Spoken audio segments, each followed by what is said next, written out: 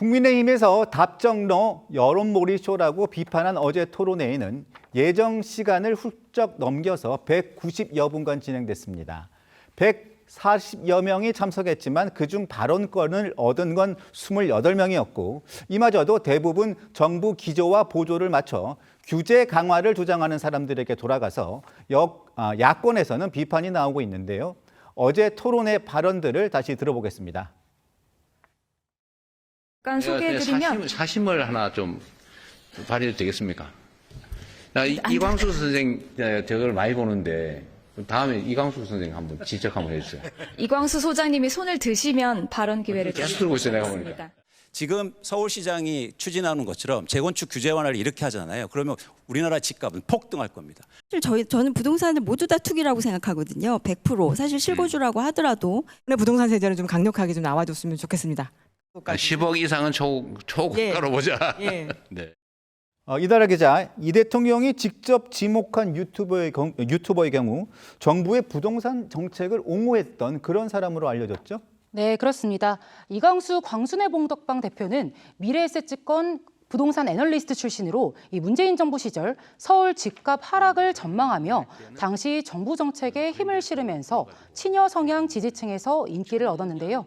현 정부 청와대 정책 라인도 이 대표의 유튜브를 챙겨보는 것으로 알려졌습니다. 어제 토론회에서도 이 대통령이 참석자 가운데 이 대표를 직접 찾아 발언권을 주고 평소 눈여겨보고 있다고까지 말해 눈길을 끌었는데요. 이뿐 아니라 발언권을 얻은 대부분은 규제 강화를 주장하는 이들이 많아 부동산 토론회를 앞두고 정부가 개설한 청원 게시판에서 대출 규제를 완화해달라는 요청이 압도적으로 많았던 것과는 거리감이 있다는 지적도 나옵니다. 다만 이 규제 강화에 대한 쓴소리가 전혀 없었던 건 아닙니다. 이 발언권을 얻은 참석자는 전체의 5분의 1 정도, 28명 정도였는데요. 이 과거 정부처럼 세제와 규제를 강화하면 이 매물 잠김 현상만 심각해질 거란 전문가도 있었고요. 또 일부는 최근 월세, 전세, 매매가 모두 오르는 트리플 강세의 원인으로 공급 부족을 지목하거나 또 보유세가 강화될 때 세입자에게 전가되는 부작용에 대한 우려의 목소리가 나오기도 했습니다.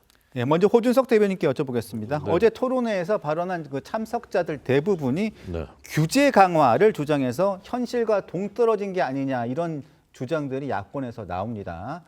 국민의힘에서도 그런 비판을 하고 있는데 어떻게 보셨습니까? 부동산은 실거주와 관계없이 100% 투기다. 그 앞에 광순회 무슨 거기 들으면서 다른 세상에 살고 있는 분들인가 하는 생각이 들었습니다. 그런데 그런 분들만 모아놓고 그런 얘기들만 하지 않습니까? 어떤 결과와 어떤 방향이 나오겠습니까? 어제 대통령께서 하신 말씀은 이제 크게 두 가지를 보면, 자, 첫째, 세금 폭탄, 그다음에 대출 틀어막기, 이거는 더 강화해 나가겠다라는 겁니다. 둘째, 그 대신 공급은 늘리겠다라고 말은 하지만 실제로는 이래서 어렵고 그래서 내가 헬기 타고 한번 돌아라도 보겠다 하는 얘기입니다. 그러니까 이걸 종합하면요 뭐냐, 웬만하면 집은 사지 말라 이런 겁니다. 집 사기는 앞으로 점점 어려워질 거다. 그 대신에 임대주택 많이 하겠다라는 거예요. 그러면서 중산층을 위한 좋은 임대주택도 이제 짓겠다 이렇게 얘기하거든요.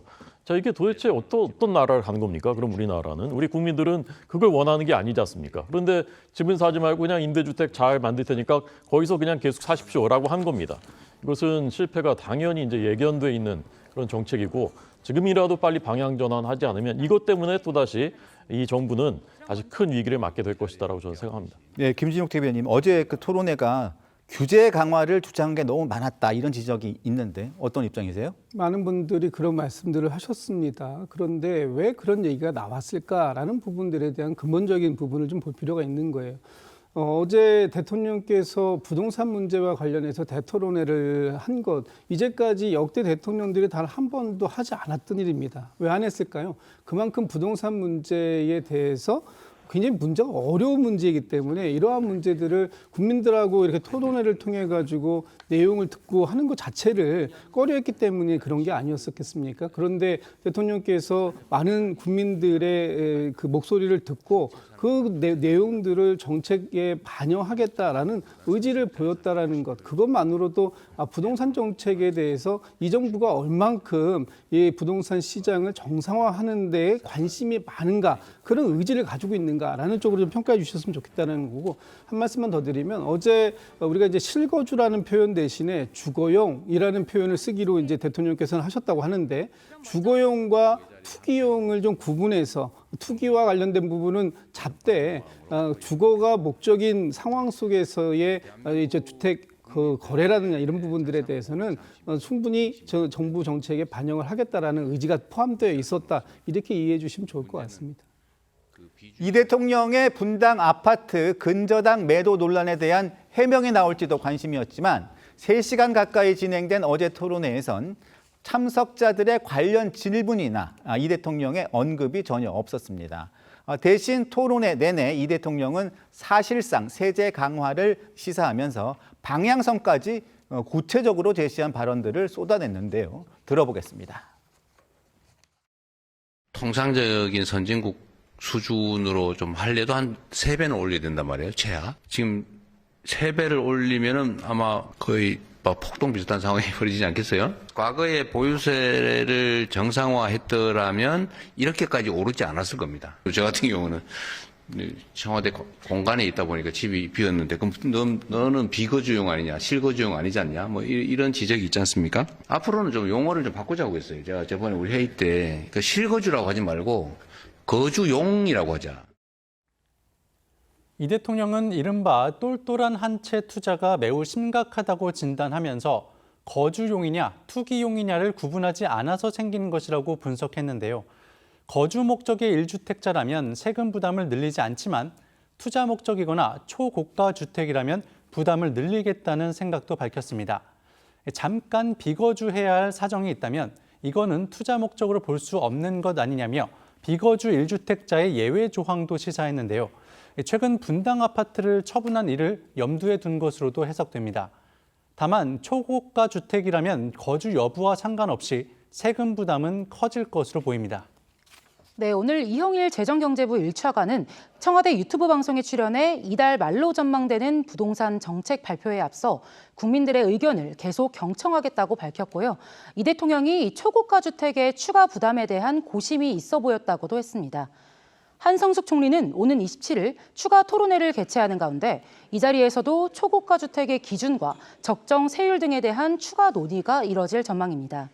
한편 어제 토론회 중 한 아파트 입주 예정자가 정부의 가계대출 총량 규제로 집단대출이 막힌 어려움을 호소했었는데요. 이 대통령의 점검 지시 이후 해당 아파트 입주 예정자 단체 대화방에선 집단대출이 가능하다는 이 은행 측의 연락을 받았다는 글이 올라온 것으로 전해졌습니다. 호주석 대변인님, 네네. 어제 이 대통령이 과거에 보유세를 정상화했으면 가격이 이렇게 오르지 않았을 거다, 이렇게 얘기를 했고, 또 특히 선진국 수준으로 하면 보유세를 3배는 올려야 한다, 이런 얘기를 했습니다. 네. 이거 발언 어떻게 들으셨어요? 대통령께서 이번에 매각한 게 29억 원에 매각했다고 하는데 아무리 느슨한 기준을 적용해도 초고가 주택이지 않습니까? 시세 차익만 20억 원이 훨씬 넘게 이제 보셨고요. 그런데도 불구하고 이제 불로소득을 비판하시고, 근데 좀 있으면은 장특권 폐지하고 또 보유세 폭탄 떨어뜨린다라고 하니까, 그럼 그걸 피하려고 그 집을 처분하신 건가? 이런 얘기까지 이제 할 정도로 그런 이제 상황이지 않습니까? 자, 그런데 우리나라가 GDP의 3%가 부동산 세수입니다. 3%가 그렇습니다. OECD 평균은 몇 %냐? 1.6%입니다. OECD보다 우리가 2배 이상을 부동산 세수로 걷고 있는 겁니다. 왜냐하면 양도세, 그다음에 그 취득세, 등록세 등 그 거래세가 매우 높기 때문이에요. 근데 보유세만 우리가 선진국보다 훨씬 낮다, 3배는 더 올려야 된다. 사실에 근거하지 않은, 팩트에 근거하지 않은 그런 얘기고요. 결국 뭐냐, 이재명 정부의 정책은 세금을 어떻게든 더 많이 걷겠다는 겁니다. 세금 걷어서 어디 쓰느냐, 뭐 민생지원금이다, 뭐다, 뭐 해가지고 나눠주고 또 어디에 뭐 투자하고, 결국 정부 돈이 돼서 정부와 정권을 위해서 생색내는 그런 일에 가겠다는 것이거든요. 이것은 자유민주주의 시장 경제 역행하는 것입니다. 이렇게 해서는 국가가 발전할수록 경제 발전할 수 없는 것입니다. 김 대변인, 그러니까 어제 보유세 3배 논란 발언도 있었고, 특히 초고가 주택 이 기준을 어떻게 할지 이것만 지금 나와 있지 않은 상황인데 세금을 올리겠다는 이야기를 한 것 같아요. 그러니까 이제 초고가 주택에 대해서는 좀 전에 말씀 주셨던 것처럼 한성숙 총리가 27일 날 또 다른 토론회를 개최해서 계속해서 여론을 수렴하겠다 뭐 이런 건데 지금 고가 주택, 초고가 주택의 기준은 아직 정해진 건 없습니다. 대체적으로 뭐 30억에서 50억 사이가 되지 않겠느냐라는 얘기들이 나와 있지만 아직 정부가 확정적으로 얘기하진 않았습니다. 그런데 지금 이런 부분들에 있어서 보유세 부분을 지금 얘기를 하고 있는 것은 그동안 주택을 뭐 똘똘한 한 채 뭐 이런 부분도 있습니다만 다주택을 보유함으로 해서 사실상 이것이 주거의 목적이라기보다는 어떤 재산 증식의 투기의 목적이 좀 더 강하게 있었던 거 아니냐 그런 차원에서 보유세를 좀 올려야 된다라는 여론들이 좀 많이 있었다라는 것이고 또 대통령께서 뭐 3배 정도를 얘기했다고 해가지고 바로 3배가 되는 것이냐 그렇지 않습니다. 그리고 대통령께서 어제 말씀하신 중에 어떤 정책을 결정할 때 그것을 뭐 다수결로 결정하는 건 아니다라는 부분을 명확하게 얘기했어요.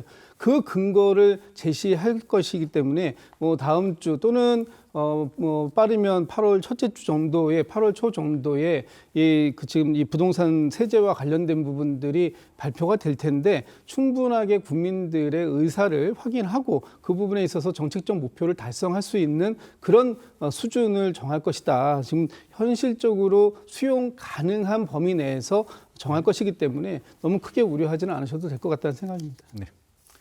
청와대는 토론회 하루 전 유튜브 방송을 통해서 팩트 체크 방식으로 이 대통령 근저당 논란을 해명한 바가 있습니다.